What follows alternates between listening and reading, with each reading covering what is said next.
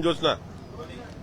Sir काय सांगाल की स्थगन प्रस्ताव जो आहे अजितदादा पवार यांच्या अमृतावरती वारंवार स्थगन प्रस्ताव ती चर्चा होती तुम्ही वारंवार मागणी केली. आज होण्याची शक्यता आहे तुम्हाला विश्वास आहे का की आज होईल? विधान परिषदेमध्ये स्थगन हा मागच्या आठवड्यात दिला गेला होता. माननीय सभापती राम शिंदे साहेबांनी सांगितलं होतं की 97 द्वारे ही चर्चा त्या म्हणजे त्या नियमाअंतर्गत होऊ शकत नाही. त्यामुळे ही अल्पकालीन चर्चा लावावी आणि स्थगन देण्याचा अधिकार हा विरोधी पक्षाला असतो. तसा अल्पकालीन चर्चेचा प्रस्ताव विधान परिषदेचे सन्माननीय सदस्य शशिकांत शिंदे साहेबांनी दिला आणि 4-5 दिवस झाले अद्यापही चर्चा ती काही पटलावर आली नाही किंवा कामकाजामध्ये आली नाही. काल याबाबत स्वतः मी माननीय सभापती राम शिंदे साहेबांना सभागृहात विचारलं असता आज माझ्या माहितीप्रमाणे राज्याचे मुख्यमंत्री फडणवीस साहेब हे दिल्ली दौऱ्यावर आहेत आणि पुढच्या आठवड्यामध्ये सोमवारचं जे कामकाज आहे त्यामध्ये ही अल्पकालीन चर्चा येणार. विधानसभेमध्ये 269चा प्रस्ताव क्लब केलेला प्रस्ताव आहे. त्यामध्ये कायदा सुव्यवस्थेच्या दृष्टिकोनातून चर्चा आहे. पण व्हीएसआर व्हेंचरचा मालक जो आहे व्ही.के. सिंग आणि एकंदरीत त्याला वाचवण्याचे होत असलेले प्रयत्न आणि अजितदादांच्या विमान अपघाताचं हे प्रकरण या सर्व गोष्टीच्या अनुषंगानं सभागृहामध्ये स्वतंत्र चर्चा झाली पाहिजे. खरं तर ही शोक प्रस्ताव झाल्यानंतर दुसऱ्या दिवशी ही चर्चा होणं अपेक्षित होतं. एक दिवस घेतला असता या चर्चेकरता बाकीचं कामकाज ठेवून तरी हरकत नव्हती. कारण दादा सत्तेतले उपमुख्यमंत्री होते, दादा राज्याचे अर्थमंत्री होते आणि दादा एक मोठे नेते या महाराष्ट्राचे होते. पण त्यांच्या विमान दुर्घटनेच्या अपघातानंतर अद्यापही शेवटचा आठवडा येईन, आता 5वा आठवडा, त्यात चर्चा नसणं हे मला असं वाटते जितकं विधिमंडळाचं दुर्दैव आहे तितकं अजितदादांचं पण दुर्दैव आहे.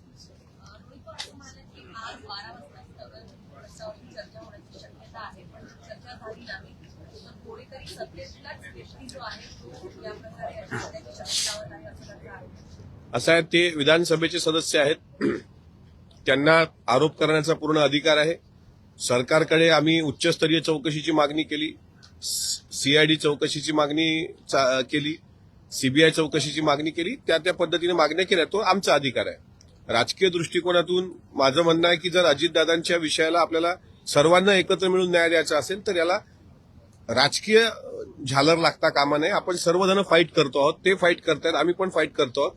म्हणून अदृश्य शक्ती कोणती असेल तर मी तुम्हाला निश्चित सांगतो, व्हीएसआर कंपनीला डीजीसीएनी वाचवण्याचा प्रयत्न केला आणि डीजीसीएला कोण वाचवतंय हे मात्र अद्यापही गुलदस्त्यात आहे. त्याच्याकरताच ही चर्चा सभागृहात होणं महत्वाचं आहे. काल मला काही लोकांनी विचारलं की कशाला सभागृहात चर्चा घडून आणता. म्हणलं तुम्ही मेला असता आणि असं जर मी विचारलं असतं तुमच्या पत्नीला की जाऊ द्या तुमचा नवरा मेलाय आता कशाला चर्चा हे करताय, तुम्ही काय बोलला असता. त्याच्यामुळे असं विचारणाऱ्यांच्या बुद्धीची मला पण कीव येते. एक अजितदादांसारखा नेता गेल्यानंतर 5वा आठवडा निघतोय पण चर्चा होत नसेल तर हे दुर्दैव आहे. ही चर्चा झाली पाहिजे आणि अधिवेशनात जर चर्चा झाली नाही तर महाराष्ट्र रस्त्यावर उतरेल एवढं मात्र नक्की सांगतो.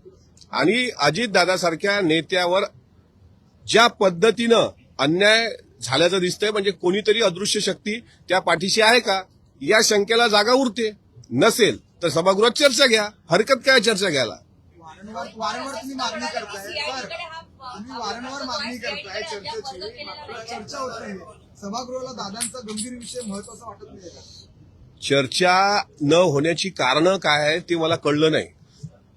आम्हाला अपेक्षित आहे की आमच्या प्रश्नाची उत्तरं ही राज्याच्या गृह खात्याकडूनच आली पाहिजे. त्याकरता गृहमंत्री स्वतः देवेंद्र फडणवीस साहेब सभागृहात असले पाहिजे. पण 2-3 दिवसांपासून ते दिल्लीला असल्याचं कळलं.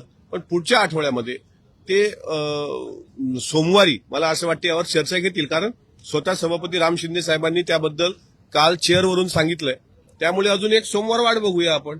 म्हणाले की सीआयडीकडे सीबीआयकडे जे आहे प्रकरण अजून वर्ग केलं नाही, तुमच्या पक्षातल्या वरिष्ठ नेत्यांनी मुख्यमंत्री स्वतः सुनेत्रा पवारांनी निवेदन दिलं होतं मुख्यमंत्र्यांना, पण अद्याप सीबीआयकडे हे मार्ग केलेलं नाहीये.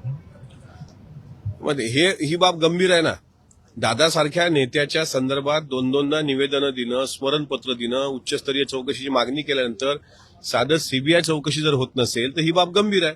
बरं, राज्याच्या उपमुख्यमंत्री सुनेत्रा वहिनींनी जी चौकशी मागितली अद्यापही सीबीआय चौकशीच्या अनुषंगाने, इन्व्हेस्टिगेशनच्या अनुषंगाने काही जबाब नोंदवले गेले पाहिजे होते. महाराष्ट्राच्या समोर काही प्रश्न आहेत. जे लोक मला सल्ला देत आहेत ना इथे आमचे मित्र काही आमदार की काय त्याच्यामध्ये काय झालं नाही, तर त्याला सांगायचं आहे का तुझा नेता जर गेला असता रे एखादा, तुला तर वाईट वाटलं असतं ना. महाराष्ट्राला प्रश्न असे आहेत, दादा देवगिरीवरून किती वाजता निघाले, दादा कलिना गेट नंबर, मी रोजच विचारतोय, आजही विचारतोय, विमानात बसल्याचा सीसीटीव्ही फुटेज कुठे आहे, साहिल मदन सध्या कुठे आहे. ह्या प्रश्नाची उत्तरं सभागृहात चर्चा आल्यानंतर मुख्यमंत्रीच देतील. जर सीसीटीव्हीचं फुटेज भेटलं असेल सीबीआय चौकशीमध्ये तर ते सार्वजनिक करावं, म्हणजे कळू द्या ना. विमानात 6 माणसं गेली की 5 माणसं गेली, 6 माणसं गेली तर 5 मृतदेह कसे सापडले, आणि 5वा एक जर अब्सेंट आहे तर मग सुमित कपूर कुठे आहे, सुसाईड बॉम्बर म्हणून कोण होतं विमानामध्ये. हे काही प्रश्न चुकीचे नाहीत आणि हे प्रश्न सभागृहात विचारले पाहिजे. काय काही पत्रकार बांधवांनी पण त्याच्यावर स्पष्टीकरण आणि समीक्षा केली का ही लोक म्हणजे मी असेल, आमदार रोहित पवार असतील, जी लोक दादांच्या संदर्भात बोलतायत ती पत्रकारांसमोर इथे येतात पोडियमवर आणि ते चमकोगिरी करतात, आणि सभागृहात का बोलत नाही. सभागृहात आम्ही सातत्याने मांडतोय ना. मरीन ड्राईव्ह पोलीस स्टेशनच्या पोलिसांनी ज्या उन्मत्तपणे आमच्याशी वागणूक दिली, 0 एफआयआर घेण्याचा अधिकार असताना एफआयआर थांबवली, त्यांच्या विरुद्ध पॉईंट ऑफ इन्फॉर्मेशन सभागृहात मांडल्यानंतर सुद्धा त्या पोलिसांवर कारवाई करण्याचे आदेश दिल्यानंतर सुद्धा चंद्रकांत दादांनी अद्यापही त्या पोलिसांवर कारवाई नाही. त्याच्यामुळे ह्या शंका बळावतात. म्हणून ही चर्चा झाली पाहिजे आणि अधिवेशन काळात ही चर्चा झालीच पाहिजे. खरं तर ही खूप लेट झालंय, पण तरी आता माझी विनंती राहील मायबाप सरकारला की देर आहे दुरुस्त आहे. आज तुम्ही चर्चा लावली नाही, आजचाही तुम्ही दिनक्रमाने कामकाज बघा, आज पण चर्चा नाही, सोमवारी आता चर्चा झाली नाही तर मग काय वेगळा मार्ग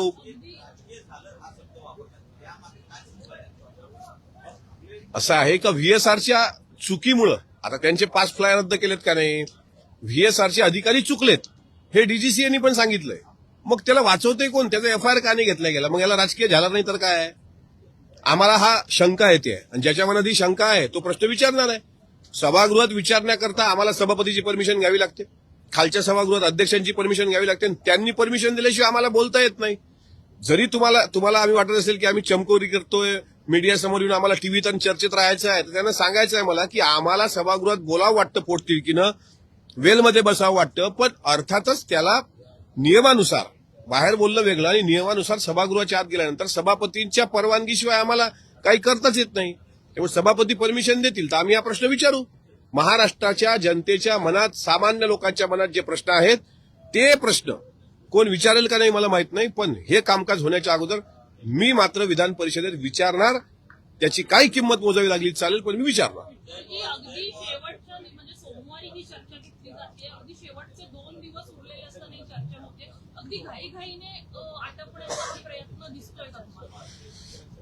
असं आहे की ही चर्चा मी सांगतो की अधिवेशन सुरू झालं त्याच्या दुसऱ्या दिवशीच होणं अपेक्षित होती.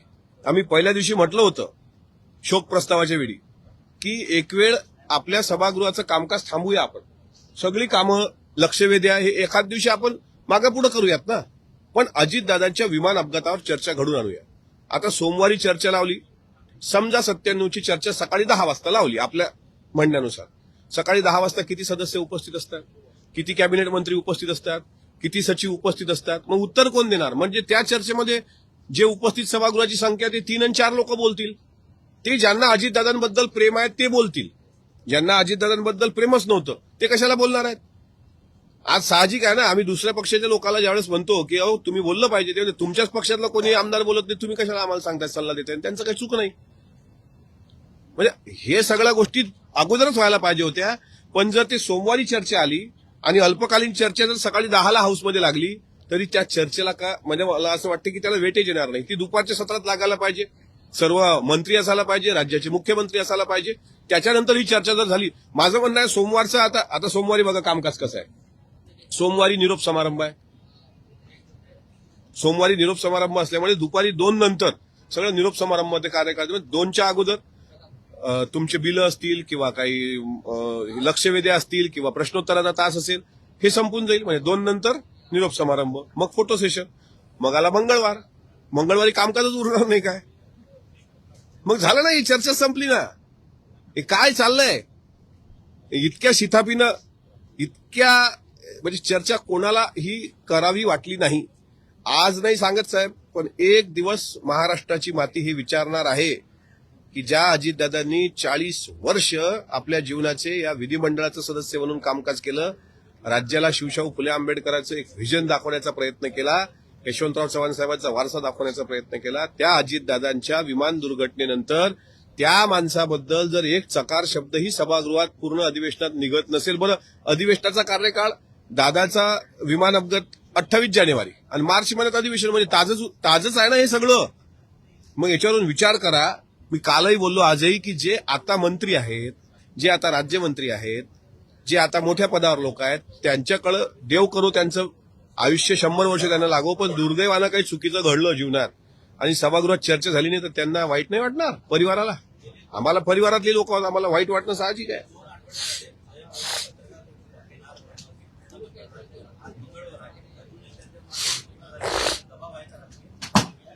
राजकीय दबावाला मानणारी जयदादा नाहीत. मी काल त्यांच्याशी विचारलं त्यांना आज कुठं आहात म्हणून. काय की मला असं वाटतं आज माझ्या माहितीप्रमाणे अजितदादांच्या आईचा वाढदिवस आहे, आशा काकींचा. तिथं दादा दरवर्षी आजच्या दिवशी असायचे आईसोबत. उद्याचा पाडवा असल्यामुळे ते परिवारात असायचे, पण 2 दिवस ते माझ्या माहितीप्रमाणे काठेवाडीला असतील.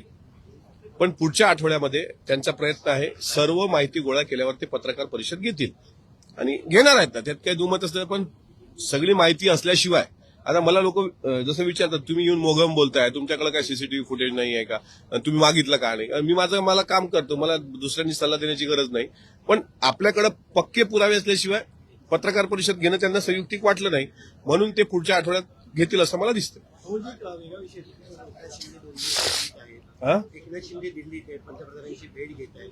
ऑपरेशन टायगर दिल्लीत ते राबवत आहेत अशी चर्चा सुरू आहे. त्याचे प्रमुख राहुल शेवाळे, उदय सामंत तिकडे आहेत. मोठा भूकंप होऊ शकतो दिल्लीच्या राजकारणामध्ये ऑपरेशन टायगर. मला आत्ताच्या या घडीला अजितदादांच्या विमान दुर्घटनेचा विषय ऑपरेशन टायगरपेक्षा महत्वाचा वाटतो.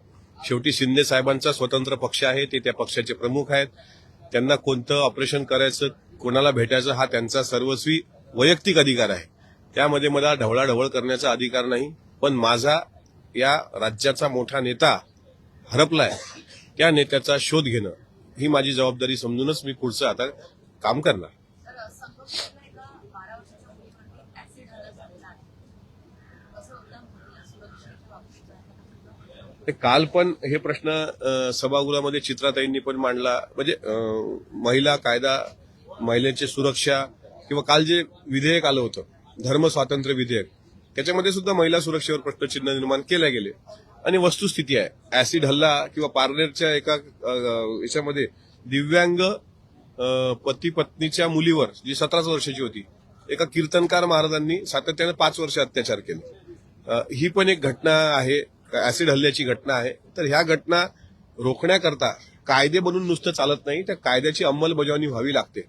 शक्ती सुधारणा विधेयक अद्यापही प्रलंबित आहे. त्याचं कारण विचारलं असतं, कायद्यात ज्या नवीन अमेंडमेंट झाल्या आता त्याच्यामध्ये त्या शक्ती सुधारणा विधेयकाच्या बऱ्यापैकी अंतर्भाव आहे.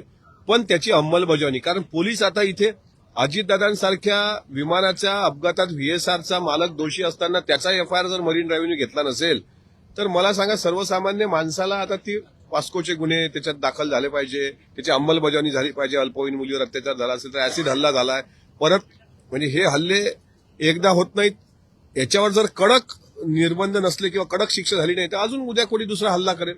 त्यामुळं सरकार म्हणून सरकार काळजी घेत असतं, पण खालची जी लोक आहेत, विशेषतः पोलीस, बीट जमदार, ठाणेदार, पीएसआय, पीआय, ह्या लोकांच्या भूमिका संशयास्पद असतात. कारण जो हल्ला करणारा असतो त्यांच्याशी काही संबंध असण्याची शक्यता नाकारता येते. त्यामुळे एफआयआर करताना, त्याच्यावर कारवाई करताना, त्यावर पोस्कोचे गुन्हे दाखल करताना पोलिसांना जर काही तिथे आर्थिक फायदा हित संबंध असतील तर त्यातून ते तपास कार्य दुसरीकडे नेतात.